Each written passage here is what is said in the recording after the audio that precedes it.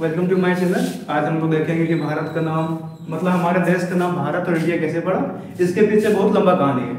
जब हमारा देश का संविधान बन रहा था उस टाइम संविधान सभा के सदस्य थे, उनके बीच विवाद था कि हमारा देश का नाम भारत रखा जाए इंडिया। तो संविधान के आर्टिकल 1 में लिखा गया है भारत यानी इंडिया। इसमें दो शब्द का देश का नाम के बारे में दो शब्द लिखा गया, भारत यानी इंडिया।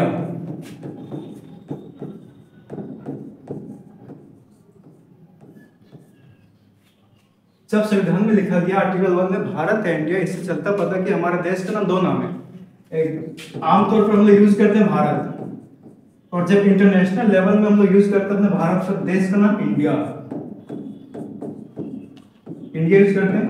जब 2023 में G20 समिट हुआ था भारत में, 2023 में G20 का समिट, तो उस टाइम देखते होंगे दिल्ली में प्राइम मिनिस्टर के सामने एक वो लगा रहता बोर्ड कि उसमें देश का नाम लिखा रहता है। तो उस टाइम प्राइम मिनिस्टर आगे के सामने लिखा था भारत, हमारा देश का नाम लिखा हुआ था भारत। इससे चलता पता है कि हमारा देश का दो नाम है। हमारा देश का नाम दो ठो है, पहला भारत है और दूसरा इंडिया।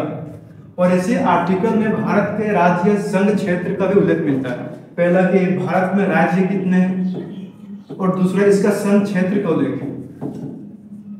और दूसरा मिलता है कि भारत आदि चाहे तो किसी भी देश में हमला कर सकता है और उसका क्षेत्र अपने देश में शामिल कर सकता है।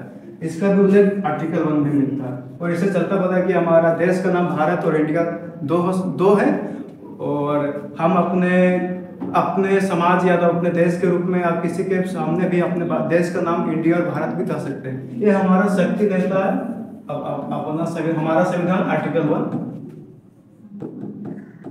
तो ठीक है, थैंक यू आप सभी का धन्यवाद इस वीडियो को देखने के लिए। और हम लोगों को सपोर्ट करते रहिए, और इससे जितना भी हो सके मैं आपके पास लाना चाहूँगा कि हमारे देश के बारे में और क्या क्या धारणाएं बने हुए हैं कि कैसे कैसे हमारा देश इतना आगे बढ़ा। ठीक है, थैंक यू।